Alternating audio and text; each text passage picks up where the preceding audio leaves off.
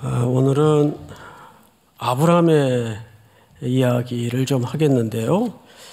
이 아브라함의 오늘 본문 이야기는 워낙 잘 알려진 본문인 만큼 또 어려운 부분이 참 많습니다.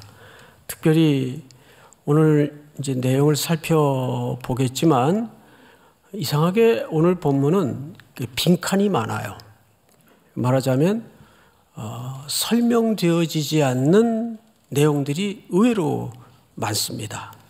그래서 정확하게 문맥도 때로는 매끄럽지 않고 하기 때문에 우리가 이 본문에서 뭘 하나님은 얘기하고 싶을까? 본문을 쫓아서 오늘 12절까지 보도록 하겠습니다. 우선 1절을 좀 볼까요? 1절. 그 일 후에, 이 그 일 후에라는 것은 학자마다 좀 견해가 다른데 오늘은 본문 자체로만 좀 집중을 했으면 좋겠어요.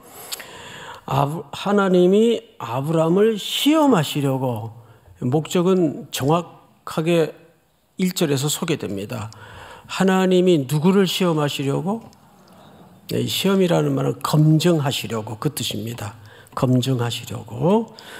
가끔 우리도 이렇게 신앙의 여정을 걷다 보면 하나님의 아주 혹독한 테스트에 딱 얹어질 때가 있습니다. 하나님이 아브라함을 목적은 시험하시려고 그랬어요. 자, 근데 어떤 시험일까? 그리고 과연 이 시험에 아브라함은 어떻게 됐을까? 12절을 보니까 이렇게 되어 있습니다. 사자가 이르시되 그 아이에게 네 손을 대지 말라. 그에게 아무 일도 하지 말라. 네가 네 아들 네 독자까지도 내게 아끼지 아니하였으니 내가 이제야 네가 하나님을 경외하는 줄을 아노라. 자, 여러분, 시험에 통과가 됐습니까? 통과가 못 됐습니까? 통과됐어요. 통과됐어요. 할렐루야. 하나님께서는 감당치 못할 시험을 주시는 분이 아닙니다. 시험 당할 즈음에 또한 피할 길을 내사 능히 감당하게 하시는 분입니다. 그러니까 인간에게 닥쳐진 시련 시험도 결국 우리의 의지나 믿음의 수준으로 이겨내는 것이 아니라 누가 견인하시죠? 그리스도의 공로. 그리스도께서 견인하십니다. 믿습니까? 자, 어쨌든 아브라함은 시험에 통과했어요. 근데 문제는 도대체 시험의 내용이 뭐냐 이 말이에요. 뭐냐? 2절을 한번 보십시다. 여호와께서 이르시되 네 아들 네 사랑하는 독자 이삭을 데리고 모리아 땅으로 가서 내가 네게 일러준 한 산 거기서 그를 뭘로 드리라? 예, 번제로 드리라. 이게 참 이제 이해가 잘 안 되는 시험이란 말이에요. 근데 여기 주목할 것은 창세기 1장서부터 사랑이라는 표현이 최초로 등장을 합니다. 2절을 다시 보세요. 여호와께서 이르시되 네 아들 네 사랑하는, 등장하죠? 사랑하는 누굽니까? 독자 이삭. 자, 여기서 우리가 기억할 것은 첫 번째, 사랑이라는 표현이 최초로 등장을 하는 현장이고, 두 번째는 더 이해가 안 되는 게 아들을 인신 제사로 제물로 바치라는 거예요. 근데 여러분, 원래 성경에 보면 인신을 제물로 바치는 것은 금하게 돼 있어요. 그렇죠? 금하게 돼 있습니다. 자, 그런데 하나님은 왜 이렇게 말도 안 되는 내용의 시험을 아브라함에게 하셨을까? 여기 2절에서 그 힌트가 있어요. 네 사랑하는 독자. 그러니까 이 테스트는 뭐에 대한 테스트입니까? 사랑에 대한 테스트예요. 이 아들은 아시는 것처럼 늙음하게 정말 죽은 몸 같은 아브라함에게서 하나님이 선물로 주신 금쪽 같은 아들이에요. 자, 그런데 그 다음 절이 문제예요. 3절을 볼까요? 아브라함이 아침에 일찍이 일어나. 자, 어떠세요? 2절에서 3절로 넘어가는데 매우 자연스럽습니까? 부자연스럽습니까? 대답을 좀 하세요. 자연스럽습니까? 부자연스럽습니까? 굉장히 부자연스럽죠. 이쪽은 지금 왜 자연스럽다 그런지 모르겠어요. 생각해 보세요. 이런 절규나 비명 한마디쯤은 나와야 되는 거 아니에요? 하나님 정신 차리세요. 네? 지금 그 말 사실이에요? 이 아들 어떤 아들인지 하나님이 제일 잘 알면서 어떻게 이방 족속들이 행하는 그런 인신제물의 방식으로 내 아들을 바치라 그럽니까? 말도 안 되는 소리 치우세요. 그럴 수 있는 거 아니에요? 그런데 여기 첫 번째로 미스테리가 아브라함이 한마디를 안 해요. 침묵이에요. 그리고 여기에 좀 수상한 삭제된 장면이 하나 있을 법해요. 아내가 전혀 등장하지 않습니다. 그렇죠? 여러분, 생때 같은 아들을 지금 바치러 가는 길목인데 아내가 전혀 등장하지 않아요. 그리고 아브라함은 한마디 질문도 없이, 뭐 질문했다고 너 정신 나갔냐? 어디다 대고 질문이야? 누가 그럴 사람이 있겠어요? 여러분, 이런 본문을 좀 상식적으로 읽으셔야 돼요. 너무 어미한 주의 말씀으로만 대하면 이해가 잘 안 돼요. 그건 철저히 종교적 관점에서의 시각이지. 자, 성경을 다시 보세요. 3절. 아브라함이 아침에 일찍이 일어나 나귀의 안장을 지우고 두 종과 그의 아들 이삭을 데리고 번제에 쓸 나무를 쪼개어 가지고 떠나 하나님이 자기에게 일러주신 곳으로 가더니, 여기에서 종들이 나오고 아들이 등장합니다. 그렇죠? 자, 볼까요? 종과 그의 아들 이삭을 데리고. 그런데 히브리어를 보면 종이라는 말이 나아르입니다. 나아르. 그런데 여기에 사용된 아들도 똑같은 단어를 썼어요. 나아르. 그러니까 여기서 이삭은 이중적 그림을 갖고 있습니다.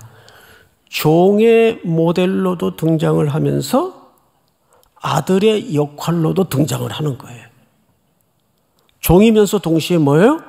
아들이에요. 아들이면서 동시에 뭐예요? 종으로 모습을 드러냅니다. 과연 이 이야기 속에 담아진 이미지가 장차 어떤 그림을 지향하고 있는 것일까는 우리가 결론쯤에서 만나보게 될 겁니다. 4절을 볼까요? 제3일에 아브라함이 눈을 들어 그것을 멀리 바라본지라. 자, 산 아래까지 며칠 길이 걸렸습니까?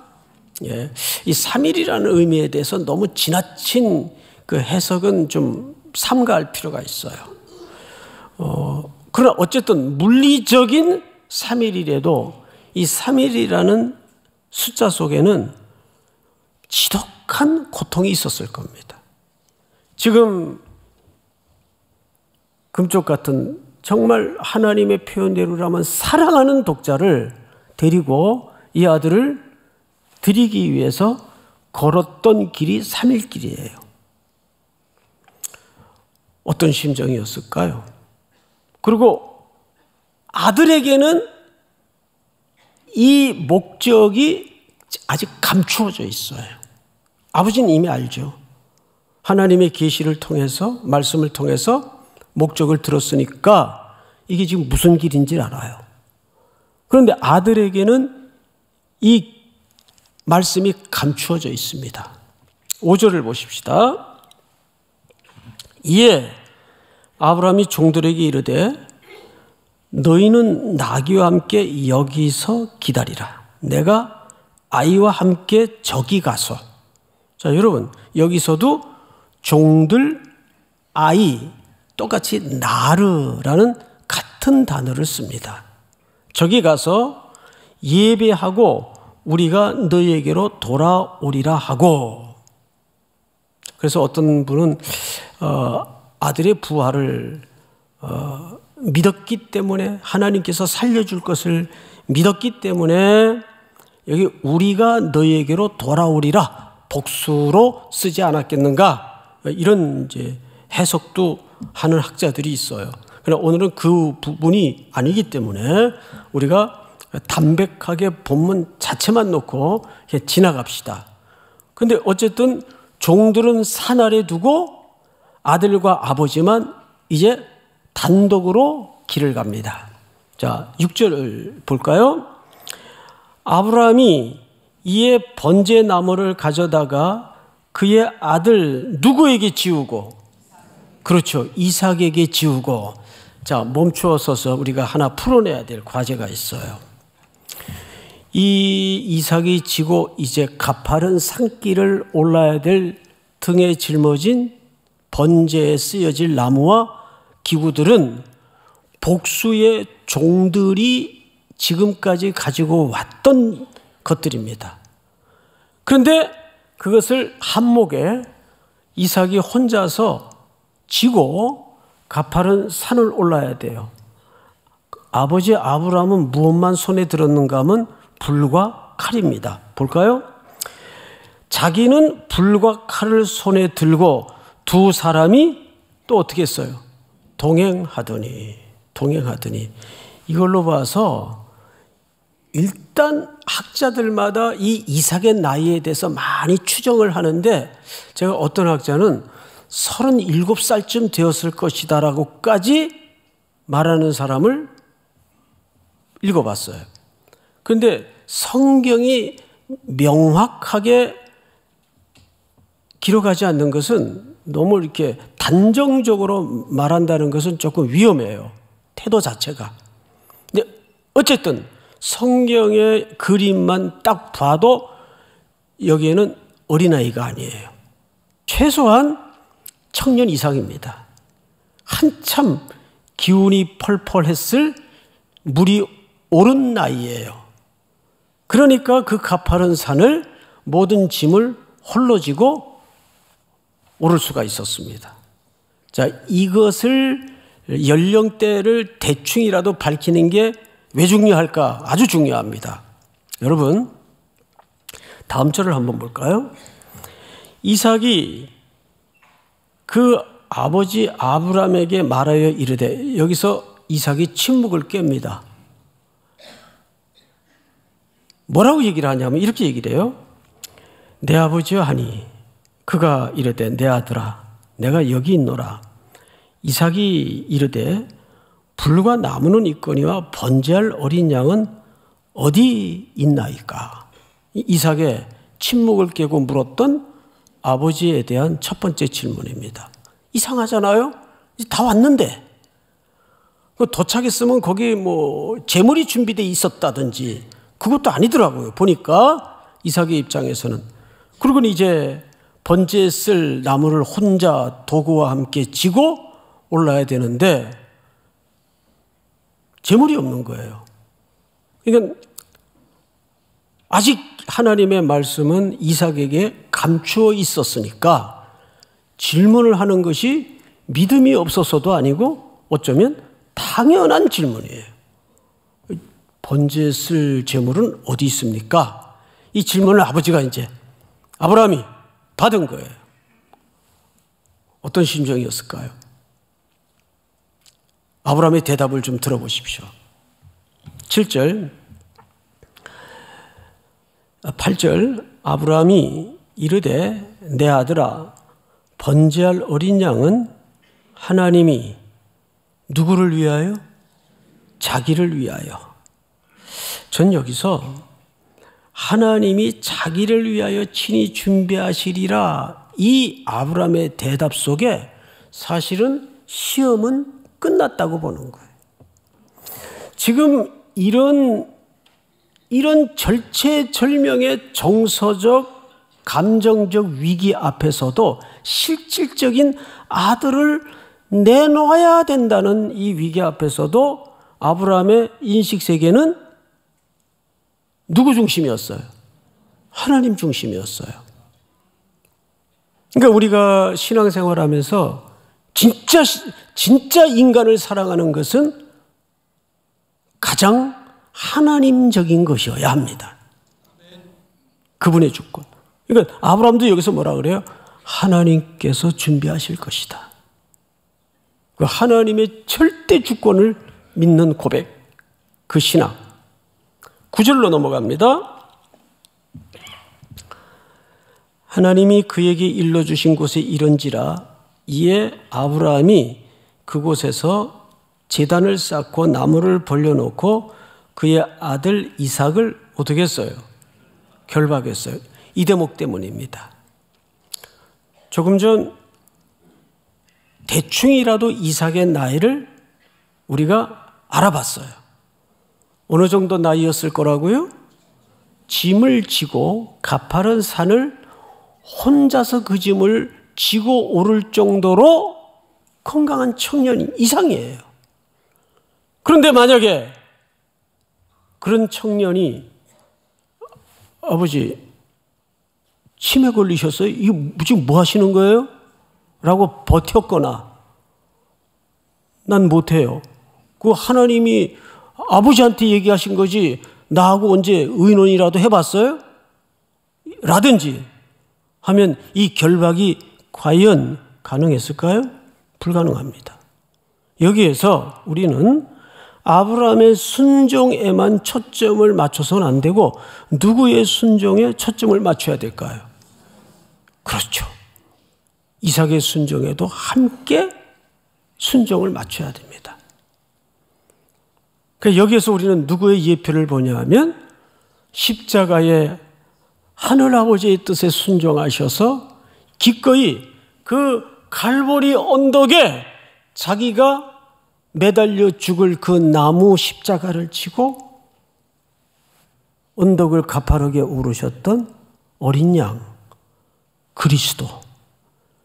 그래서 오늘 이 사건은 단순한 사건이 아니에요.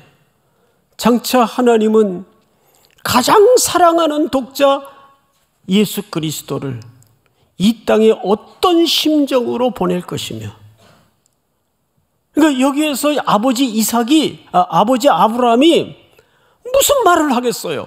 인간의 언어로 이 고통과 이 괴로움과 이 아픔을 어떻게 설명할 수 있겠습니까? 그래서 침묵할 수밖에 없어요. 여러분, 침묵도 깊은 소통의 수단이라는 거 아시잖아요. 침묵은 소통을 끊는다는 말이 아니에요. 오히려 더 큰 소통의 수단이에요. 9절을 보시면 아들은 결박이 됩니다. 여기에는 예수 그리스도께서 십자가에 달려 아버지의 뜻에 순종하셨던 것처럼 이삭도 여기에서 순종이 이루어집니다.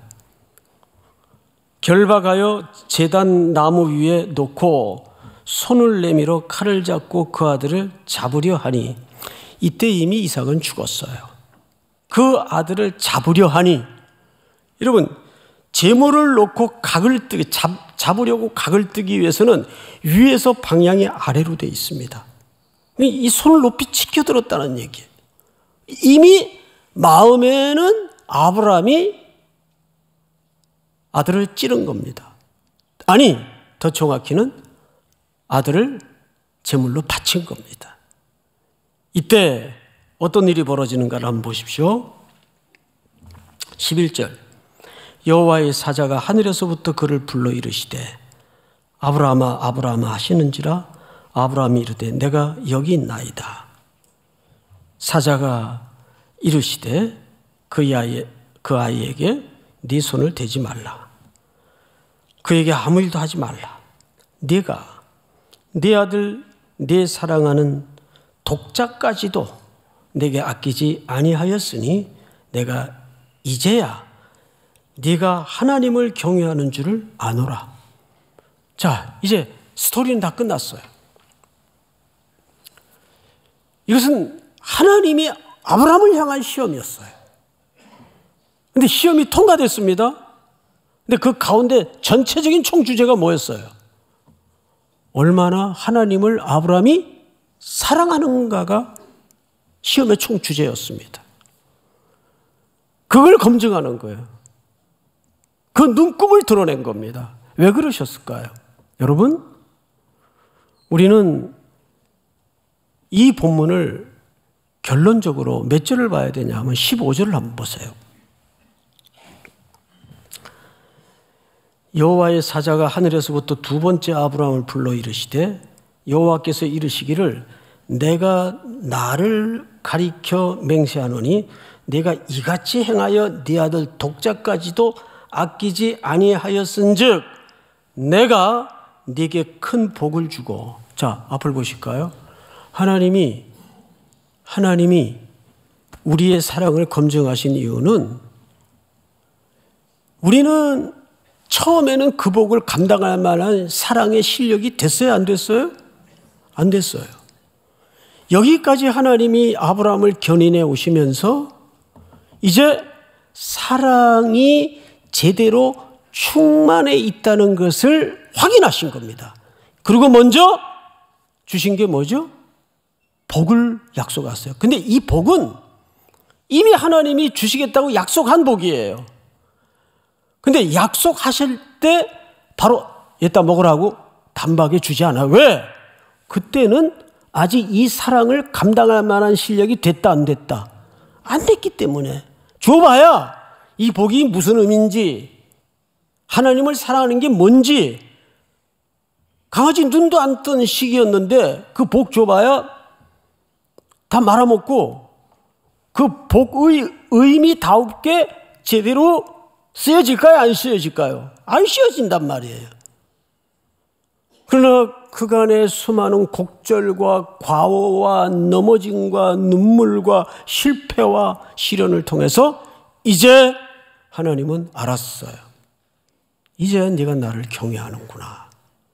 그런데 이 복이 아브라함에게 복을 주는 것뿐만 아니라 누구에게도 복을 주신다고 약속하냐면, 자, 18절을 다 같이 읽습니다. 시작. 또 내 씨로 말미암아 천하 만민이 복을 받으리니 이는 내가 나의 말을 준행하였음이니라 하셨다 하니라. 네, 아브라함도 물론 복을 받지만 그 아브라함의 후손을 통해서 이 복이 계속해서 확장되고 흘러갈 것을 약속하고 있는 거예요.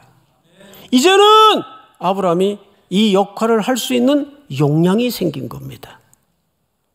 저는 여기서 이제 70주년을 맞이한 우리 삼일교회가 그간에 하나님이 부어주신 은혜와 복은 말로 형용할 수가 없어요.